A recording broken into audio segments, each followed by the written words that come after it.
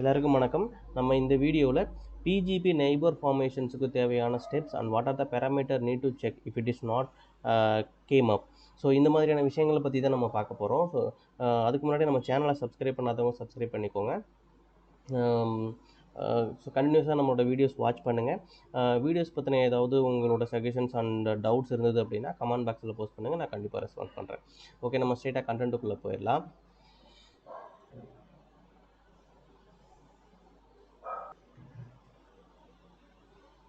Okay, so இந்த neighbour formation ஸ்டேஜில் வந்து ஃபஸ்ட்டு ஸ்டேஜ் வந்து பார்த்திங்கன்னா ஐடியல் ஸ்டேஜ் அப்படின்னு சொல்லுவோம்.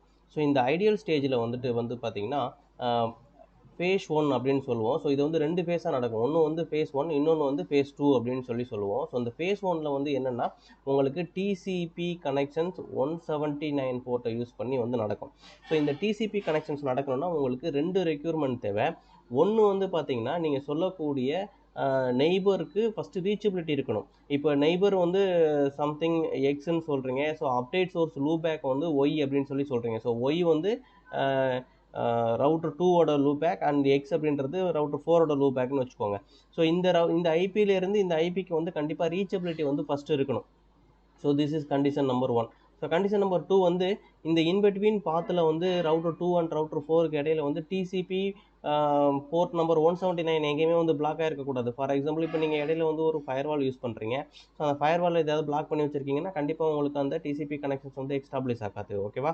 ஸோ இந்த மாதிரி எந்த பிளாக்கிங்குமே இங்கே இருக்கக்கூடாது. ரவுட்டர்லேயோ இல்லை ஏதோ சம்திங்கில் நீங்கள் பிளாக் பண்ணியிருக்கீங்கன்னா அந்த பிளாக்கிங் கண்டிப்பாக இருக்கக்கூடாது. அதோட ரீச்சபிலிட்டியும் நீங்கள் கன்ஃபார்ம் பண்ணி வச்சுக்கணும். ஸோ இது வந்து செகண்ட். ஸோ இந்த 2 கண்டிஷன்ஸுமே ஓகே அப்படின்னா அப்போ இந்த டிசிபி கனெக்ஷன்ஸ் வந்து எஸ்டாப்ளிஷ் ஆகும். ஸோ இந்த டிசிபி கனெக்ஷன்ஸ் வந்து என்ன சொல்லுவோம்னா தேர்டு வந்து 3-வே ஹேண்ட் ஷேக்கிங் அப்படின்னு சொல்லுவோம்.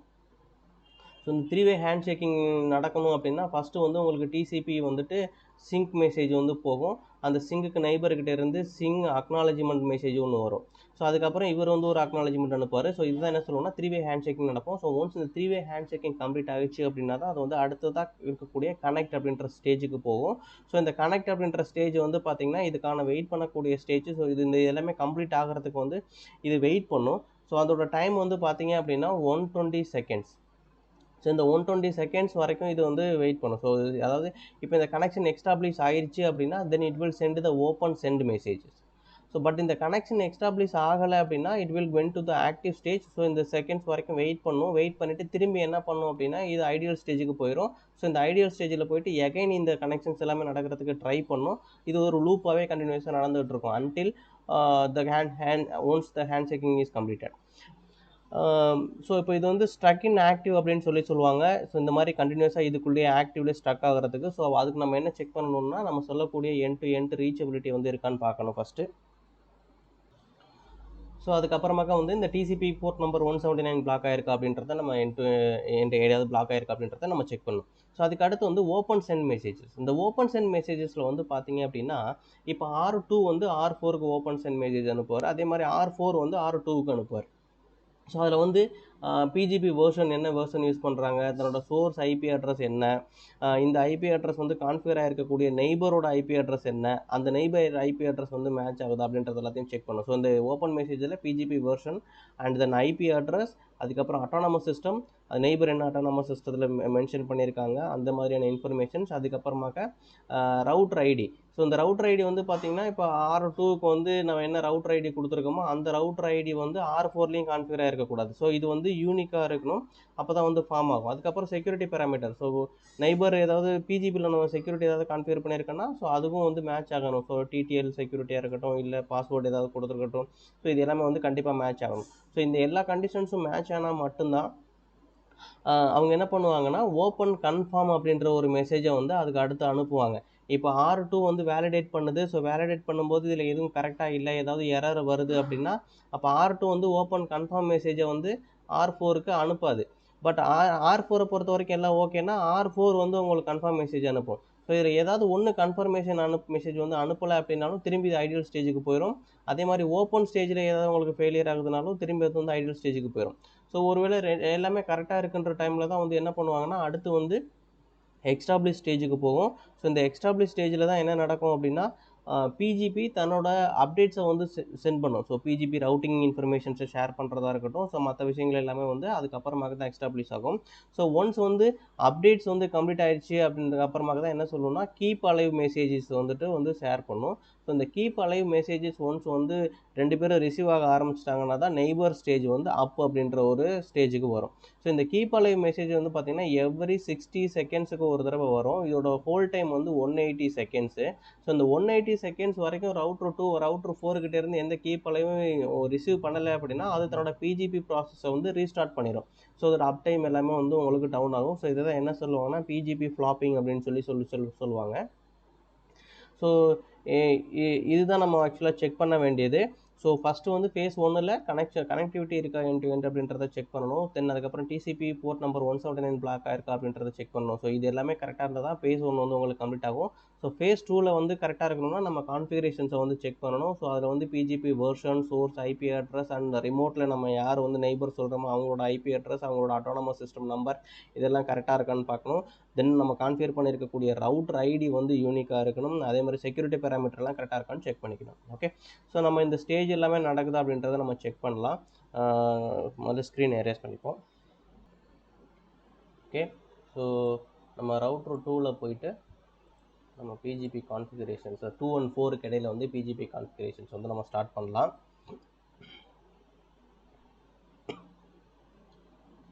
ஓகே,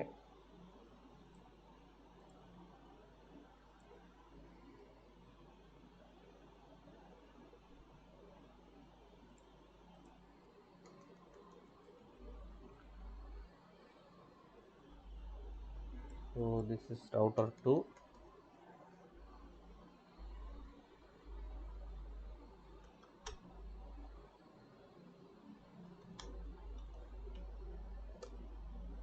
ஸோ இங்கே எந்த ரவுட்டிங் ப்ரோட்டோகால்ஸும் நம்ம வந்து எனேபிள் பண்ணலை.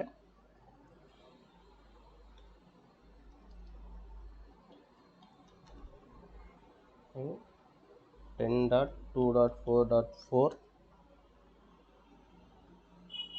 ஓகே, ஸோ இது நம்ம என்னென்னா இந்த இன்டர்ஃபேஸ் ஐபிக்கு இடையில நம்ம வந்து பிஜிபி எனேபிள் பண்ணலாம் இப்போது. ஸோ நம்ம ரவுட்டர் ஐடி வச்சு பண்ண வேணாம். ஸோ நம்ம ரவுட்டிங்ஸ் எல்லாம் எனேபிள் பண்ணணும் அதுக்கு. ஸோ எனக்கு வந்து இந்த இன்டர்ஃபேஸ்க்கும் இந்த இன்டர்ஃபேஸ்லையும் சேம் நெட்வொர்க் கான்ஃபிகர் ஆகிருக்கிறதுனால நம்ம இந்த இன்டர்ஃபேஸ் ஐபியை வச்சு நம்ம நெய்பர் ஃபார்ம் பண்ணோம்னா ஈஸியாக நம்மளால் ஃபார்ம் பண்ண முடியும். ஏன்னா அதுக்கான ரீச்சபிலிட்டி இருக்குது. ஸோ ரவுட்டர் 4ல் போயிட்டு 10.2.4.2 அப்படின்னு கொடுத்தோன்னா சாரி, ஸோ அதுக்கான ரீச்சபிலிட்டி இருக்குது. நம்ம இதோட லூபேக் இன்டர்ஃபேஸை வச்சு நம்ம பண்ணுறோம் அப்படின்னா கண்டிப்பாக நம்ம அந்த ரவுட்டிங் இன்ஃபர்மேஷன்ஸை வந்துட்டு நம்ம எனேபிள் பண்ணியிருக்கணும். ரவுட்டிங் வந்து எனேபிள் பண்ணணும். ரீச்சபிலிட்டி இருந்தால் தான் பண்ண முடியும். ஸோ இப்போ வந்துட்டு நம்ம லூபேக் இன்டர்ஃபேஸ் 2.2.2.2 வந்து பிங் பண்ணோம்னா அதுக்கான ரூட்டிங் இருக்காது, கண்டிப்பாக ரீச்சபிலிட்டி இருக்காது. ஸோ நம்ம இந்த இன்டர்ஃபேஸ் ஐபியை வச்சு இப்போ பண்ணுறது தான் கரெக்டாக. அப்படி இல்லைன்னா நம்ம ரவுட்டிங் எனேபிள் பண்ணிவிட்டு அதுக்கப்புறமாக்க நம்ம வந்து இங்கே பிஜிபி எனேபிள் பண்ணணும். ஸோ எந்த நெய்பர் ஐபி எது கொடுக்குறோமோ அதுக்கு வந்து நம்ம அதுக்கப்புறம் வந்து நம்ம பண்ணுற மாதிரி இருக்கும். அப்படி இல்லைன்னா உங்களுக்கு நெய்பர் ஃபார்மேஷன்ஸ் வந்து கண்டிப்பாக நடக்காது. ஸோ இப்போ நான் யூஸ் பண்ணுறேன்னா நான் இன்டர்ஃபேஸ் ஐபியை மட்டும்தான் யூஸ் பண்ணி நான் கான்ஃபிகர் பண்ணணும். அப்போ தான் வந்து நெய்பர் எனக்கு ஃபார்ம் ஆகும். ஸோ கான்ஃபிகரேஷன்ஸ்குள்ளே போயிடலாம். Config router BGP autonomous system 444 router 4ல் நம்ம இருக்கோம். ஸோ நம்ம என்ன சொல்கிறோன்னா நெய்பர். ஸோ 2.2.2 கொடுக்கக்கூடாது நம்ம. So 10.2.4.2 remote autonomous system 222. Okay, so இதுக்கு முன்னாடி நம்ம என்ன பண்ணலாம்னா இங்கே பாக்கெட் கேப்சரிங் எனேபிள் பண்ணிக்கலாம். ஓகே, ஸோ அதே மாதிரி நம்ம ரவுட்டர் 2ல் போயிட்டு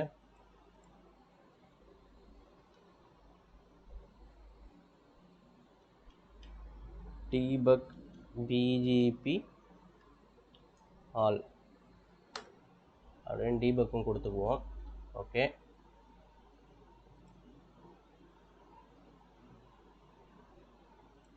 ஓகே ரைட்.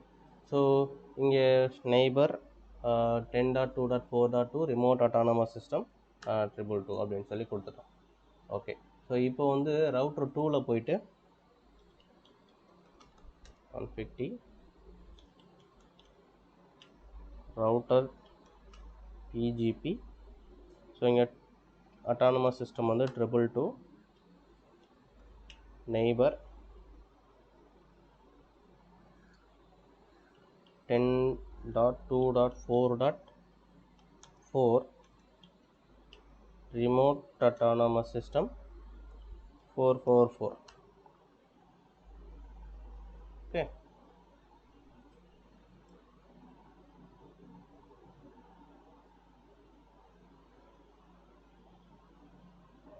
ஓகே. ஸோ இப்போ பாருங்கள், நமக்கு டீபக்லேயே வந்து பார்த்தீங்கன்னா நமக்கு இங்கே தெரியும்.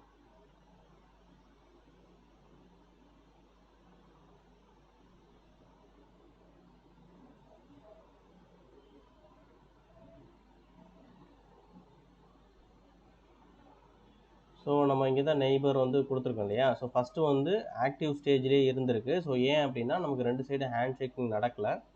ஸோ ஒன்ஸ் இது வந்து நடந்ததுக்கு அப்புறமாக்க வந்து பார்த்தீங்க அப்படின்னா டீபக் ஸ்டாப் பண்ணிப்போம்.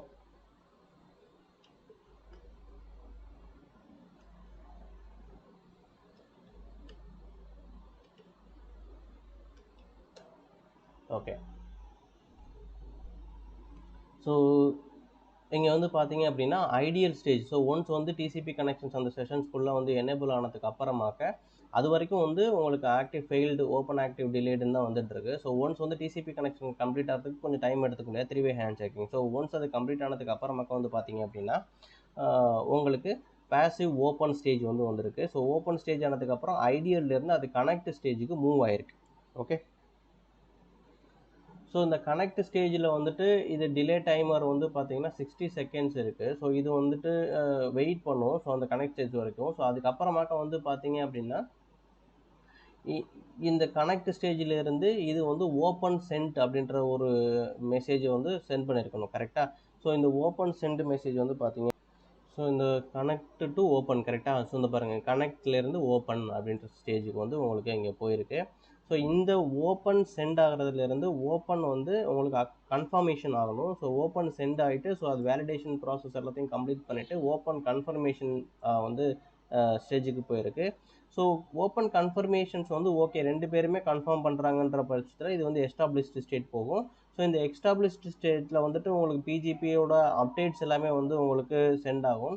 So once the BGP updates எல்லாமே சென்ட் ஆகிட்டு கம்ப்ளீட் ஆனதுக்கு அப்புறமாக்க தான் வந்து உங்களுக்கு நெய்பர் ஆப் அப்படின்ற ஒரு ஸ்டேட்மெண்ட் வந்து உங்களுக்கு கிடைக்கும்.